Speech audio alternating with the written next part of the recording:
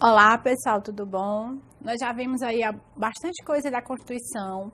Hoje nós vamos tratar sobre os tratados internacionais, certo? Vamos falar dos tratados internacionais. Por que os tratados internacionais são importantes? O que é que eles estão fazendo dentro da nossa Constituição, tá ok? Então, vamos lá.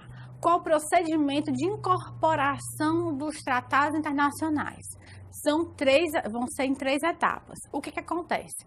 Os tratados internacionais são feitos de um outro país com o nosso. E alguns outros países, às vezes, assinam. Então, os tratados, eles são muito importantes, mas eles não são nascedouros e única e exclusivamente para dentro do nosso país, tá certo? Eles tratam de informações que interessam a gente e interessam aos outros, certo? E aí, a gente tem que saber a forma como ele vai ser recepcionado. Por quê, professora? Qual o peso disso? Qual a importância disso? O que acontece? Dependendo da incorporação do tratado, ele vai ter um peso paralelo com a Constituição ou abaixo da Constituição, tá certo? Eu vou explicar isso para vocês bem tranquilo. Vamos falar um pouquinho de cada etapa dessa, aí eu falo para vocês mais sobre essa importância de saber em que patamar o tratado internacional vai estar dentro do ordenamento jurídico, ok? Então, esse tratado internacional ele ocorre em 3 etapas, também chamadas de fases. A fase 1 é a celebração do tratado, que ela é do presidente da República, né, como chefe de Estado. Então, quem vai celebrar esse tratado vai ser o presidente da República, que ele é nosso chefe de Estado, tá ok? A etapa 2 é o referendo do Congresso Nacional, é a aprovação do Congresso Nacional, tá lá no artigo 49, inciso 1º da Constituição, quando fala de decreto legislativo. Então, o referendo do Congresso Nacional para aprovar o tratado, tá ok? E, por último, o decreto presidencial, que é a nossa terceira e última etapa. O decreto presidencial, ele é o quê? É com esse decreto que o tratado efetivamente ingressa no direito brasileiro, certo? Qual é o exemplo que eu tenho aqui para vocês? O Pacto de São José da Costa Rica. Foi um decreto 678 de 1992. O que é que veio de importante nesse tratado?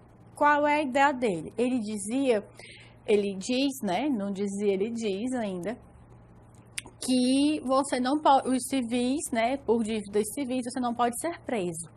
E aí ficou muito indagada aquela questão da pensão alimentícia, se a pessoa podia ser presa ou não por não pagar pensão. Então, a gente recepcionou esse tratado e aí o depositário fiel, ele não é mais preso por essa dívida, mas quando não se paga a pensão de alimentos, ainda assim há a possibilidade de prisão por esta dívida, tá certo, pessoal? Então aí, se você está devendo as pensões alimentícias, faça um acordo urgente, porque isso é muito sério mesmo. Eu vou ler para vocês o artigo 49, que eu citei, para você entender um pouquinho mais sobre a competência do Congresso Nacional, tá certo? Então, vamos lá. Artigo 49. É da competência exclusiva do Congresso Nacional resolver definitivamente sobre os tratados, olha aí, acordo ou atos internacionais que acarretem encargos ou compromissos gravosos a quem? Ao patrimônio nacional. Tá, ok? Então, qual é a hierarquia dos tratados internacionais? Em regra, o tratado internacional, ele vai entrar no direito brasileiro, nosso, né, o nosso direito, ele entra com força de lei ordinária. Em regra, preste muita atenção. Por que, professor, eu tenho que prestar atenção? Porque nós temos os tratados internacionais e os tratados internacionais de direitos humanos.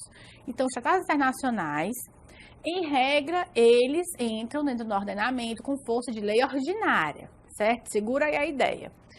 Os tratados internacionais sobre direitos humanos, quando forem aprovados, presta atenção aqui, ó, quando forem aprovados nas 2 casas do Congresso Nacional, em 2 turnos por 3/5 dos membros, aí eles vão entrar com força como se fosse uma emenda constitucional, tá certo? Professora, surgiu agora a mega dúvida. O que acontece? Se eu tiver um tratado internacional sobre direitos humanos e ele não for aprovado com este quórum, ele não for aprovado com essa força de emenda constitucional, ele vai estar onde no ordenamento? Olha aqui para mim, ó, presta atenção. A Constituição, Tratado Internacional de Direitos Humanos, aprovados de acordo com o parágrafo 3º do artigo 5º.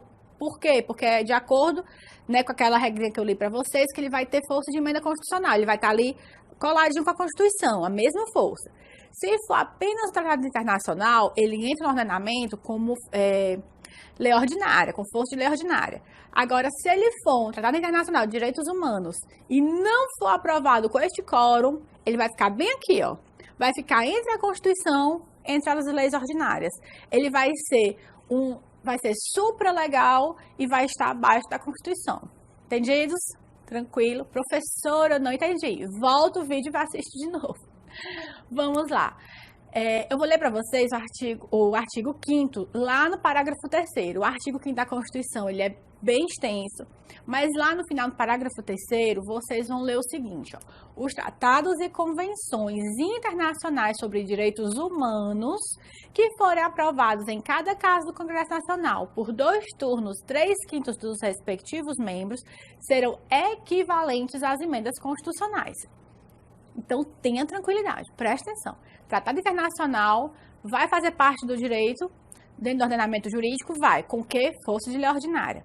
Tratado internacional de direitos humanos que não for aprovado por este quórum que eu falei, que é do parágrafo 3º do artigo 5º, vai ser supra-lei, vai estar acima das leis, mas abaixo da Constituição. E se esse Tratado Internacional de Direitos Humanos for aprovado com força de emenda constitucional, ou seja, com este quórum lá do parágrafo 3º do artigo 5º, aí ele vai estar ao lado da Constituição. Gente, só abrindo aqui um parêntese para vocês, presta atenção. Eu vou falar para frente, mas eu vou dar só aqui, jogar só a ideia. O que acontece? Nós temos hoje Constituição, mas não é só mais a Constituição. Hoje nós falamos em bloco de constitucionalidade. O que é esse bloco de constitucionalidade? É exatamente o que nós tratamos nesta aula. O que é? A Constituição, as emendas constitucionais e os tratados internacionais de direitos humanos aprovados com quórum da emenda constitucional. Aí eles formam o quê? O bloco de constitucionalidade. Professora, por que é importante eu saber isso? Porque você tem que saber que a Constituição, dentro do nosso ordenamento, a Constituição diz que há sim a hierarquia. E essa hierarquia você tem que saber quem que está acima e quem que está abaixo de quem, para saber a quem que eu devo respeitar, a quem que eu devo seguir, a que norte eu vou ter para elaborar a minha lei, tá certo? Tranquilo? Outra informação muito importante que vai ficar a ideia aqui para você, que a gente vai falar nas próximas aulas de controle de constitucionalidade. E essa informação do bloco de constitucionalidade, ele é importantíssimo, tá ok? Mais uma vez, no bloco de constitucionalidade, eu vou ter o quê? Constituição, emenda constitucional, Tratado Internacional de Direitos Humanos, aprovados com o quórum das emendas constitucionais. Aí sim eu vou formar esse bloco de constitucionalidade, tá certo? Entendidos? Tranquilos?